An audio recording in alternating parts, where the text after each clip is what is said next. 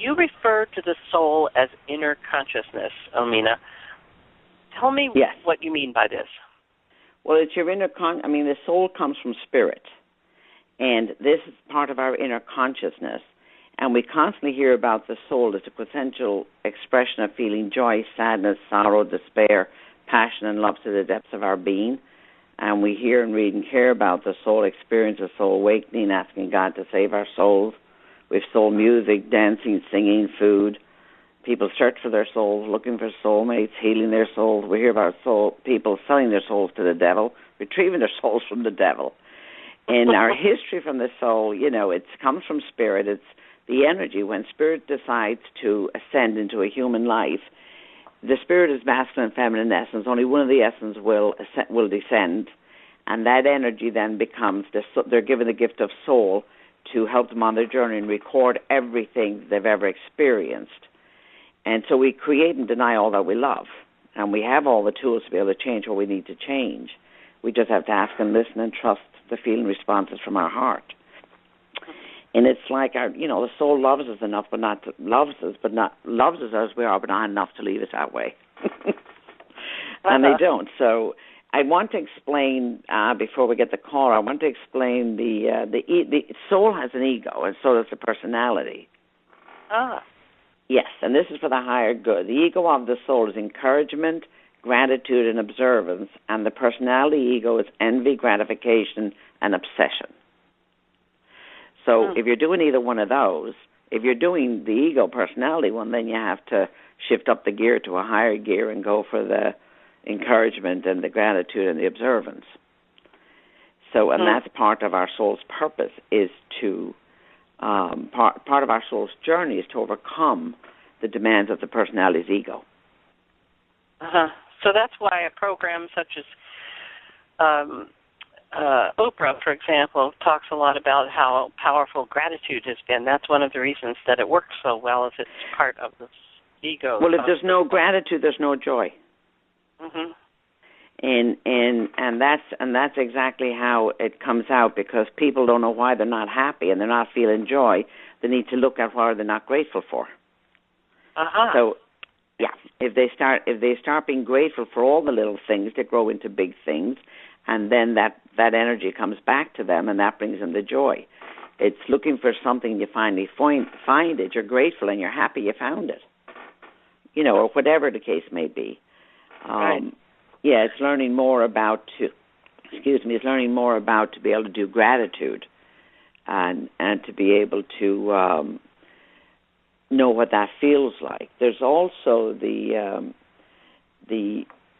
journey of the soul is to. I mean, I can go through this litany. It'll be very quick if you want. I mean, sure. It's power. It's power. If we can't stand in our own power, we're going to experience powerlessness. And if we can't accept who we are, we're going to be rejected. And if we don't have compassion, we're going to be judged. You can't do both at the same time. And if you don't feel abundant, you're going to experience poverty, and dominion versus domination, and dignity versus shame. If people don't have dignity, they're shame-based. We come in naturally wired with to do things for the higher good. Okay, we're naturally wired with that because that's our spiritual heritage. So, in the ego of the soul is encouragement, and it's gratitude and observing.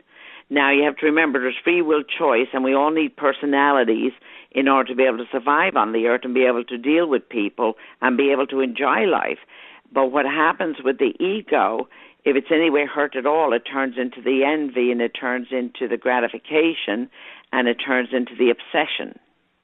So that doesn't serve anything. That just brings more energy, and that just doesn't make us feel good about ourselves. It's a temporary fix. So they're the two differences.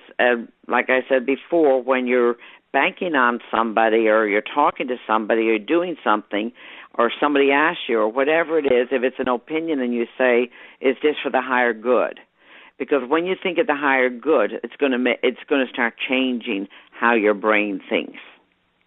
It won't always be stuck in the muck and mire of everybody else's stuff, or even your own muck and mire, okay? So it's about learning what the egos mean, and it's about Even if you went around saying it in your brain, it's going to change the energy in your being. It's going to raise the vibrations.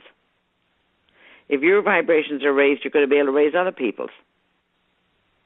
And it's reminding people, asking them, well, where did you get this belief system?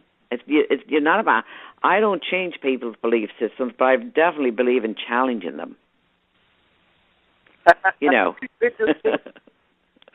So, well, because I don't want to take anything away from them that they need for their journey, but I most certainly, there's nothing to stop me from giving my knowledge or educating them. When I worked with addicts, and I would tell them, I'm not going to have you give up the drugs. Be the best drug user you want to be.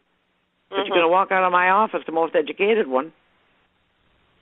And you can't blame anybody else, you know. That's an interesting thing to do. Most therapists don't have the guts to do that, but that's the most powerful thing you can do, isn't it? Absolutely. It's the most powerful. You know why? You're acknowledging who they are. You're giving them dignity. Their choice of how they live is their choice. It's not my job to judge them. My job is educate you, understand you, give you some empathy, send you on the way, raise your consciousness. That's my job. And, of course, it kept coming back. Because I don't do sympathy.